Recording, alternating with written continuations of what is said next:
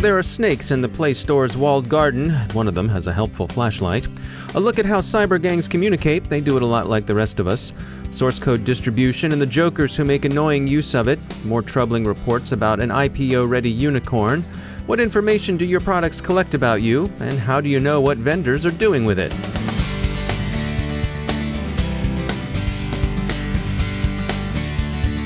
We'd like to thank our sponsor, Palo Alto Networks. You can visit them at go.paloaltonetworks.com/secureclouds. With the adoption of software-as-a-service applications, data now lives beyond the traditional network perimeter, exposing your organization to more malware and threats. Palo Alto Networks helps your organization achieve complete SaaS protection with detailed SaaS visibility and granular control, data governance, automated risk remediation, and malware prevention. Palo Alto Networks has the broadest, most comprehensive cybersecurity for all cloud and software-as-a-service environments. They know that secure clouds are happy clouds. Find out how to secure yours at go.paloaltonetworks.com/secureclouds. And we thank Palo Alto Networks for sponsoring our show.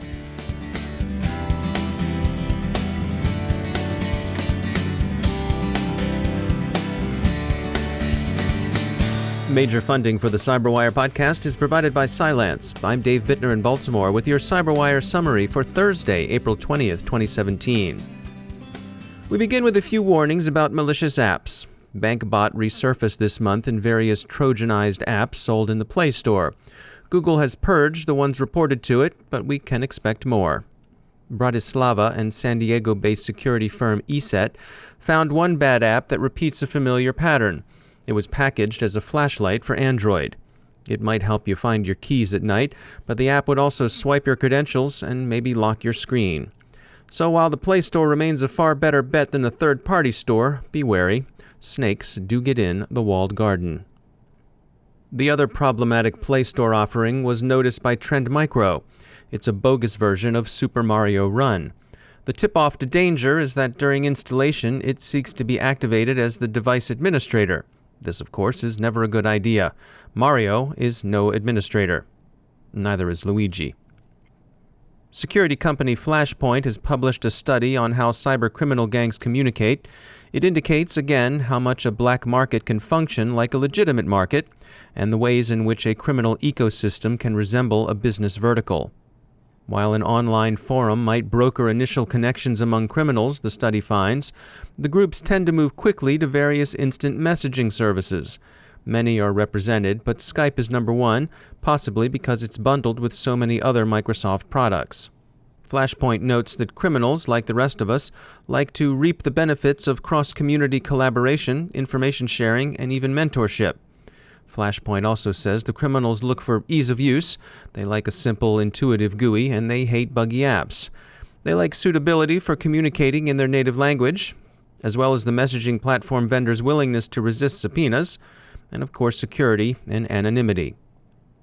Criminal organizations also tend to learn from the best, and if you want to find the sector leaders the other gangs follow, well, the Russian mob is pick of the litter. Surfwatch Labs has drawn security lessons from the growing availability of source code and malware online. Reasonware, the joke ransomware a South Korean undergraduate put together, serves as a cautionary example.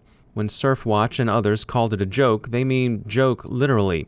The Reasonware impresario encrypted files but didn't ask for money. Instead, he required the victims to win the lunatic level of a shooter game, Tuhu Sirensen. Score 200 million points, and you'll get your files back. The undergrad has apologized to everyone for a prank he no longer finds funny, but Surfwatch's point is that the ready availability of swapped malware on the market makes this kind of nonsense all the more likely to continue. Secure authentication is an area of active research and innovation, as increasingly people are concluding that the old username-password combo just isn't enough. One company claiming to have a solution to authentication challenges is Secret Double Octopus. And yes, we love that name too. Amit Rahav is VP of Business Development at Secret Double Octopus. The current way we're doing authentication and encryption is based on algorithms that have been around for 40 years and haven't changed much, actually. Whether it's the use of password and similar concept, whether it's the reliance on public key infrastructure. These are all great concepts that have served us well, but they were created at a different time, a different era. And the use cases we're seeing today, in terms of complexity, in terms of the scale, in terms of the requirement for user experience, and in terms of the requirement for security, are dramatically different. So when you look at things like password, right now, if you're a security admin of a large company, it only takes one customer to make a mistake in order to fail the entire protection environment. And now we're talking about the end users. What are the odds to make sure that no end user will make a mistake in terms of somehow giving away a password, somehow giving away access to a code? So that's really something that we have to look again at that approach, both in terms of scale, complexity, and also in terms of user experience. So take us through, what do you all maintain is the solution? So today, if I'm relying on SMS, if I'm relying on push notification, if I'm relying on keys, somebody can steal that secret behind my authentication. If it's in biometric, the same thing, there's going to be a secret there. We're creating something that gets rid of that single point of failure, but without any compromise on user experience. When we do that, we're actually leveraging well-known algorithms that were used in the past to protect military launch codes when you have multiple approvals that are required. And in cryptography term, the algorithm to achieve that has been defined and is been created actually by Adi Shamir, the co-inventor of RSA. He also created Shamir secret sharing. So we created the world's first authentication architecture that's designed on Shamir secret sharing. And what it does is it allows me to authenticate to the server without any point of failure along the way. It allows my admin to deploy the system without having any key management. And then I can eliminate password altogether, but it all becomes completely indifferent to hacks that we know today. So how does it work for the user? What's the user experience? Well, the user will get rid of having to remember passwords, and instead they will use an app. Anything that they do that is sensitive, all their operation will be approved using a highly protected app that is installed on their phone. They can just, with a single tap, approve or reject certain operations. They can have the benefit of knowing that as they do that, they are fully protected, but they don't have to deal with the security itself. They don't have to type any codes. They don't have to carry around special hardware. Just a simple beeping on my phone. I tap one touch and I am approved to go. That's Amit Rahav from Secret Double Octopus. Tanium is in the news again, and not in a good way. The privately held triple unicorn, recently valued at $3.5 billion and preparing for a long-awaited IPO, has seen the departure of a surprising number of senior executives over the past year. Earlier this week, reports were published complaining that the CEO had an abusive style and that he'd gone so far as to limit the dilution of his equity by firing employees just before their options were due to vest. Tanium denied that there was any such practice. Late yesterday, however, the Wall Street Journal reported that Tanium had been using a customer's network to demonstrate its security products to other potential customers. The customer whose network was used in the demos, a California hospital, has said it was unaware that this was going on. They're none too happy about having been so exposed. Tanium's demonstrations apparently began as early as 2014 and continued for some time. Industry reaction to this story has been predictably harsh. We heard from Stuart Oken of software vendor 1E. He says that, quote, using live customer environments for demos is a rookie move, end quote, and that a Wild West startup culture won't fly in the security space. The stakes are too high. He draws 3 lessons from the incident. First, start thinking early about scalable demonstration environments for your products. Second, use testing rigs so you don't disrupt operations. And third, don't contribute to hype. You're probably not, as a security startup, offering a magic pill, so take a measured, integrated approach.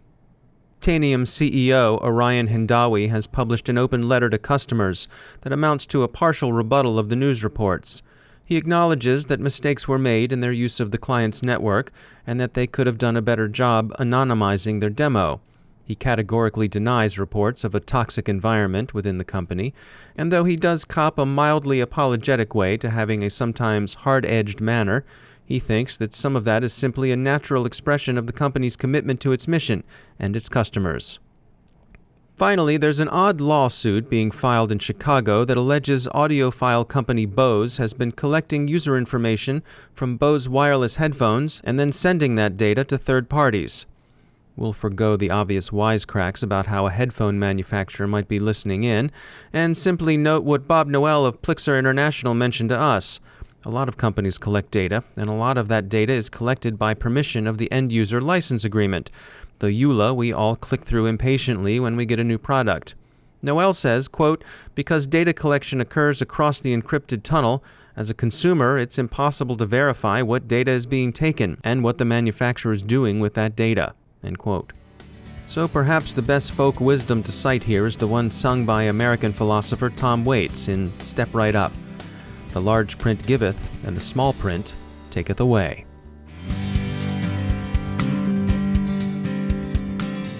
Now a moment to tell you about our sponsor, Control Risks. You know, successful companies look for opportunities in new markets. But where there's opportunity, there's risk. Whether you want to move your client data to the cloud, bring an office online in China, or acquire a competitor in Colombia, keeping your information secure is paramount.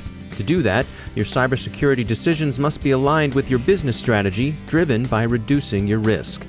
In such complex environments, there's no substitute for expertise on the ground. With over 2,500 employees in 36 offices around the world, Control Risks can help you assess the risk to your business, mitigate what you can, and properly manage the rest, as they have for over 40 years. If you need to get a handle on your cyber risk in an emerging market, Control Risks will meet you there. You can find out more at controlrisks.com/cyberwire. That's controlrisks.com/cyberwire. Check it out. And we thank Control Risks for sponsoring our show.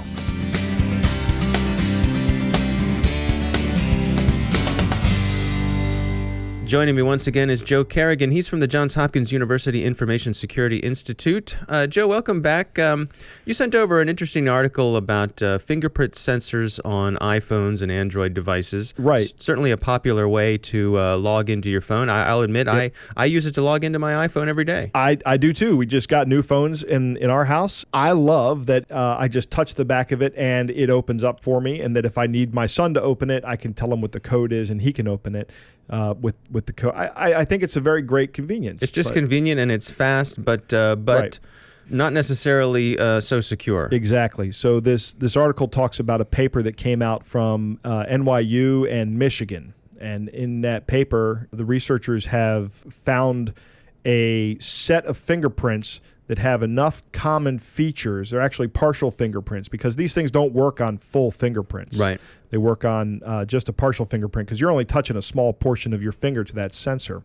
What they found is that if they have generated this set of fingerprints that has enough of the common features of the population's fingerprints, that it can be identified as about 60% of the people by a fingerprint sensor. Wow. Now, they didn't talk about doing this on an actual phone. They were using a different device. So, okay.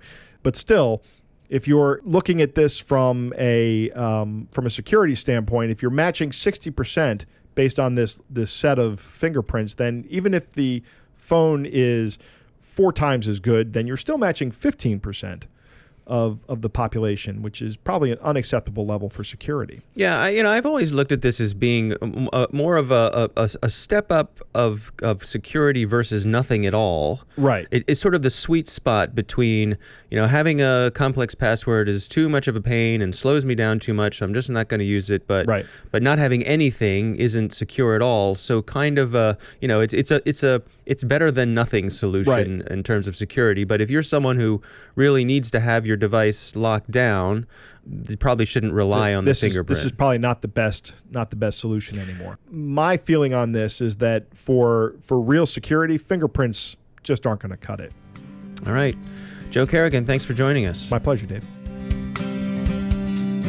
And that's the CyberWire. Thanks to all of our sponsors who make the CyberWire possible, especially to our sustaining sponsor, Cylance. To find out how Cylance uses artificial intelligence to help protect you, visit Cylance.com. The CyberWire podcast is produced by Pratt Street Media. Our editor is John Petrick. Social media editor is Jennifer Iben. Technical editor is Chris Russell. Executive editor is Peter Kilpie. And I'm Dave Bittner. Thanks for listening.